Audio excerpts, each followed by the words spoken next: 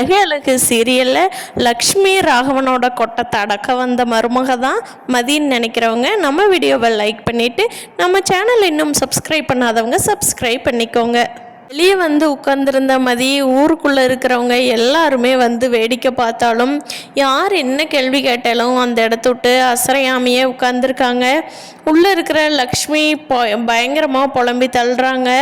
அவங்க புலம்புறதெல்லாம் கேட்ட மலர் வந்து நான் போய் மதிக்கு துணையாக உட்காந்துருக்குறேன், அவளை தனியாக விடுறது வந்து அவ்வளோக்கா கரெக்ட் இல்லைங்கத்த அப்படின்னு சொல்லிட்டு அவங்க சொல்கிற பதில் எதிர்பார்க்காம மலர் வந்து வெளியே உட்காந்துக்கிறாங்க. மலர் வெளியே வந்து உட்காந்ததுக்கப்புறம் எல்லாரும் இருக்கிறத பார்த்த மலர் ஒரு மாதிரி சங்கட்டமாக நினச்சிக்கிட்டு தயவு செஞ்சு எல்லாருமே உங்கள் வீட்டுக்கு போயிருங்களேன், இது எங்கள் வீட்டு பிரச்சனை, நாங்கள் பார்த்துக்குறோம் அப்படிங்கிறாங்க. என்னம்மா மலர், என்னன்னு தெரிஞ்சுக்க வேண்டாமா? வீட்டு பிரச்சனைனா வீட்டுக்குள்ளே இருந்தால் தானே மலர் கரெக்டு, இப்படி வீதியில் வந்து உட்காந்தா நாங்கள் பார்க்கத்தானே செய்வோம். என்னம்மா எங்களை போன்னு சொல்கிறிய, உங்கள் வீட்டு பிரச்சனையை தீக்கிறது விட்டு போட்டு என்னம்மா உன்னையாட்ட அமைதியான பொண்ணு இல்லையா? அந்த பொண்ணு லக்ஷ்மி அக்காவுக்கு எதிர்த்து பேசுதோ அப்படின்னு சொல்லி ஒவ்வொருத்தரும் ஒவ்வொரு கேள்வியாக கேட்குறாங்க. அதுக்கு மலர் இருந்துட்டு தயவு செஞ்சு எல்லாரும் இங்கே ரோட்டில் நிற்காதீங்க, எங்களுக்கு ரொம்ப சங்கட்டமாக இருக்குது, நீங்கள் போய் உங்கள் வேலையை பாருங்கள், நான் நாளைக்கு என்னங்கிறத சொல்கிறேன் அப்படின்னு சொல்லவும் சரி வாங்கக்கா போவோம், மலரே சொல்லிட்டா, சரி நம்ம ஏன் அவங்க வீட்டுக்கு முன்னாடி நின்று அவங்க இதை பெருசு பண்ணணும், வாங்க போகலாம் அப்படின்னு ஒருத்தர் சொல்லவும் எல்லாரும் கிளம்பி போயிட்டாங்க. அப்போது மதிக்கு ஒரு மாதிரி கஷ்டமாக இருக்குது மலரை பார்க்குறக்கு. நம்ம மலரக்காவை இப்படி பேசியிருக்கக்கூடாதே அப்படின்னு யோசிச்சுக்கிட்டே அவங்க கண்ணில் கண்ணீர் ததும்பி நிற்கிது.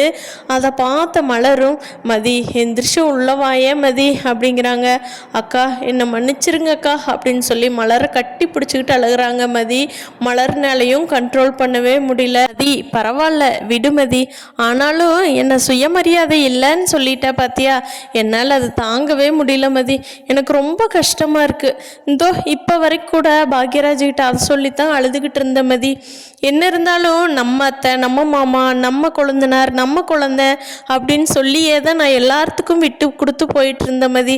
அதுக்காக சுய கௌரவமே இல்லாதவன் முடிவு பண்ணி ஒரு வார்த்தை சொல்லிட்டே மதி, என்னால் சத்தியமாக தாங்க முடியல அப்படின்னு மலர் சொல்லவும் அக்கா தயவு செஞ்சு என்னை மன்னிச்சிருங்கக்கா, நான் மனசுக்குள்ள ஒன்று வச்சுக்கிட்டெல்லாம் சொல்லலை, நீங்கள் ஒருத்தரும் சொல்கிற வேலைக்கும் எதிர்த்து பேசாமல் வேலை செஞ்சு பழகிட்டீங்களா, இப்படியே போனீங்கன்னா உங்களை அப்படியே தான் அடிமையாக வச்சுருப்பாங்க.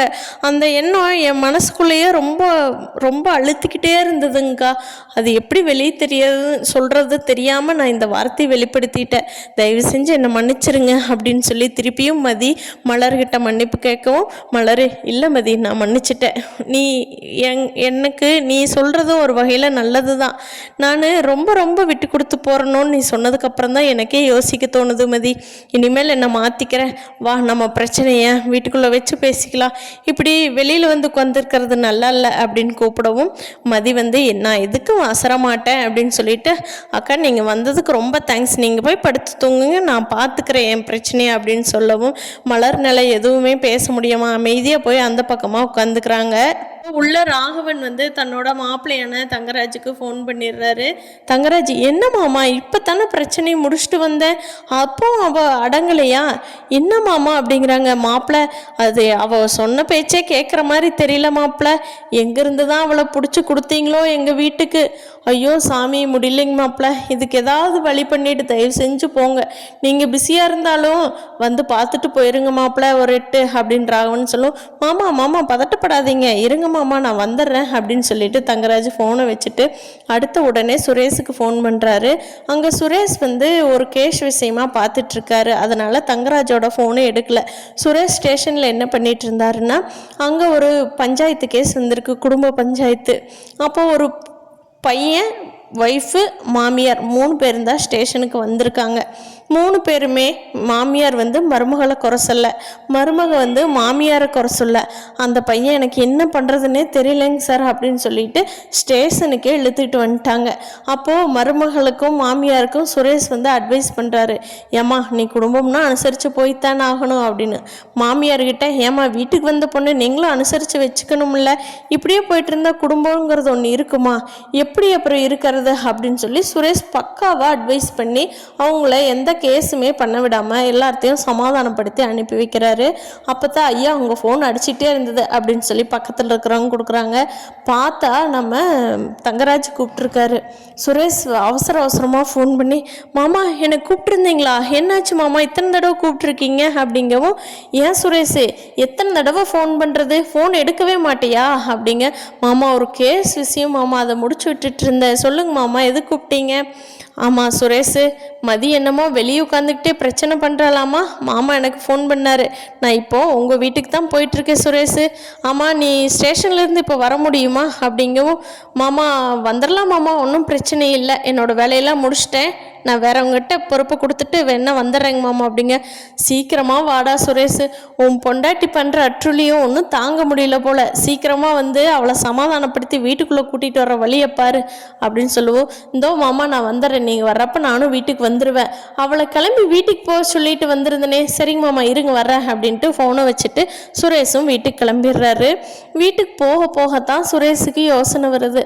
ஆமாம் நம்ம அடுத்தவங்களோட வீட்டுக்கு வந்து அட்வைஸ் பண்ணி பஞ்சாயத்து பண்ணி பிரச்சனையை முடிச்சு வச்சோமே, ஆனால் ஒரு போலீஸ்காரனான நம்ம வீட்லேயே அம்மாவுக்கும் பொண்டாட்டிக்கும் அந்த பிரச்சனையை தீர்க்க முடியலையே, இது யார் மேலே தப்பாக இருக்கு, ஷோ ஒன்றும் தெரியலையே, அம்மா பொய் சொல்கிறாங்களா இல்லை இந்த திமிர் பிடிச்சவ இவ தான் பொய் சொல்கிறாளா ஒன்றும் தெரியலையே அப்படின்னு சொல்லி சுரேஷ் மண்டை பிடிச்சிக்கிட்டே வண்டி ஓட்டிக்கிட்டே வீட்டுக்கு வர்றாங்க யோசனை பண்ணிக்கிட்டே.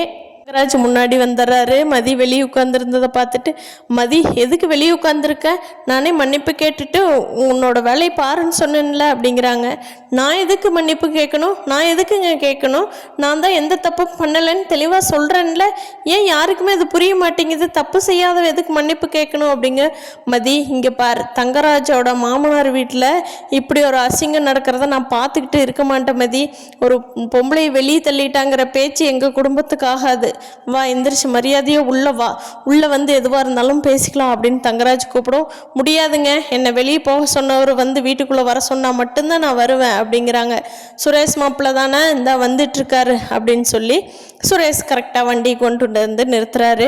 மதி ஏன் மதி இப்படி என் உயிரை வாங்குற, கிளம்பி உங்கள் அப்பா வீட்டுக்கு போக வேண்டியதானே, எதுக்கு என் உயிரை வாங்குற அப்படின்னு சொல்லிட்டு வர்றாரு. நானாங்க உயிரை வாங்குற, மனசாட்சி தொட்டு சொல்லுங்க, உங்கள் அம்மா அத்தனை போய் சொல்கிறாங்க, அவங்க பேச்சை கேட்டுக்கிட்டு என்ன மன்னிப்பு கேட்க சொல்லிட்டு என்னைய வீட்டுக்கு போன்னு சொல்கிறீங்க, யார் உயிரை வாங்குறா அப்படின்னு மதி கேட்கும். ஐயோ சாமி தயவு செஞ்சு சண்டை கட்டாத அப்படின்னு ரெண்டு பேர்த்துக்கும் வாக்குவாதம் போயிட்டுருக்கு.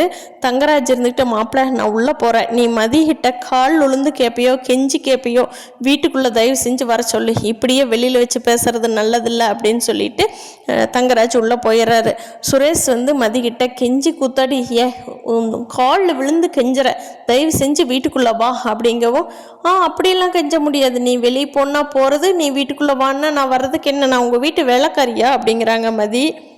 தாயே நான் வெளியே போன்னு சொன்னது தப்பு தான், என்னை மன்னிச்சிரு அப்படின்னு சொல்லி கையெடுத்து கும்பிட்டு வா உள்ள அப்படின்னு சொல்லி கூப்பிடவும் தான் மதி வீட்டுக்குள்ளே போகிறாங்க. வீட்டுக்குள்ளே போகிற மதி வந்து அங்கே தங்கராஜ் சுரேஷ் எல்லாருமே சேர்ந்து அங்கே நடந்த உண்மையெல்லாம் மலர்கிட்டையோ மதிக்கிட்டையோ கேட்டு தெரிஞ்சுக்கிட்டு லக்ஷ்மி மேலே தான் தப்புன்னு தெரிஞ்சு லக்ஷ்மியை மதிக்கிட்ட மன்னிப்பு கேட்க வச்சா நல்லா இருக்கும்னு நான் நினைக்கிறேன். நீங்கள் என்ன நினைக்கிறீங்கன்னு கீழே கமெண்ட் பண்ணுங்கள் ஃப்ரெண்ட்ஸ். தேங்க்யூ.